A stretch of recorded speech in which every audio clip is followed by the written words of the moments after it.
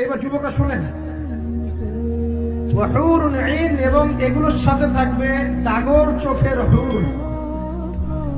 ডাগর চোখ মানে চোখগুলো হবে অত্যন্ত সাদা এবং বড় বড়, মনিগুলো হচ্ছে কালো কুচকুচে। আল্লাহ পাক তাদেরকে স্পেশালি সৃষ্টি করেছেন হুরুন আইন, যাদের কারো যদি পরনের আঁচলটার কোনা পৃথিবীতে নামিয়ে দেওয়া হতো, সারা পৃথিবী আলো আর সুগন্ধি দিয়ে ভরে যেত। আপনার স্ত্রী হবেন তারা ইনশাআল্লাহ, এবং আপনার স্ত্রীরাও যদি ভালো কাজ করেন, সৎ কাজ করেন, তাহলে স্বামী স্ত্রী দুজনেই জান্নাতে থাকতে পারবে ইনশাআল্লাহ। দুই ধরনের নারী জান্নাতে দেয়া হবে মুমিন পুরুষদের জন্য। আপনার স্ত্রী এবং তার সৌন্দর্য অন্য হুরদের চেয়ে বেশি হবে অবশ্যই, এবং সবার বয়স হবে সেম এজ, 33 বছর, 30 থেকে 33। এখন যদি স্ত্রী একটু কালো হয়, দেখতে একটু অসুন্দর হয়, কষ্ট নিয়েন না, জান্নাতে ঢোকানোর সাথে সাথেই সুন্দর হয়ে যাবে, ঠিক আছে? এবং এত সুন্দরী হবে যে আপনি অন্যদিকে তাকানোর কোনো ফুরসতই পাবেন না। এবং এছাড়াও এক্সট্রা হুর আল্লাহ পাক আপনাকে দিবেন। এমনি সাধারণ জান্নাতের জন্যও দুইটা করে স্ত্রী থাকবে ইনশাআল্লাহ। আর আল্লাহর পথে শহীদ যারা হবে, কয়টা স্ত্রী বলতে পারবেন?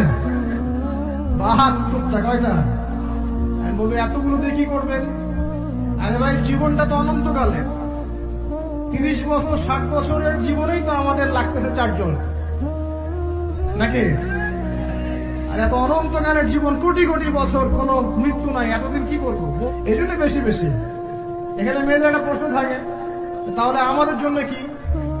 অবশ্যই আপনাদের জন্য স্বামীদের সৌন্দর্য এত বেশি হবে যে আপনি সেই স্বামী ছাড়া অন্যদিকে যেতেও চাবেন। আরো প্রশ্ন আছে, যদি একজন স্ত্রীর একাধিক স্বামী থাকে তাহলে কি হবে?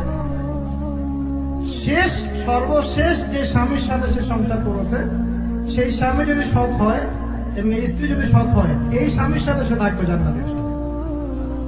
একজন সাহাবী হুযায়ফা রাদিয়াল্লাহু আনহু ইন্তেকালের সময় তার স্ত্রীকে বলছেন, আমার পরে আর বিয়ে করবো না, যদি আমার সাথে জান্নাতে থাকতে চাও তাহলে আমার পরে আর বিয়ে করো না। একজন সাহাবী মুআবিয়া রাদিয়াল্লাহু আনহু, তিনি আবু দারদা রাদিয়াল্লাহু আনহু স্ত্রীকে প্রস্তাব দিয়েছিলেন তার ইন্তেকালের পর। আবু দারদা রাদিয়াল্লাহু আনহু স্ত্রী অস্বীকার করছেন, রিফিউজ করলেন, না আমি বিয়ের প্রস্তাবে রাজি হই না, আমি আবু দারদার সাথে জান্নাতে থাকতে চাই।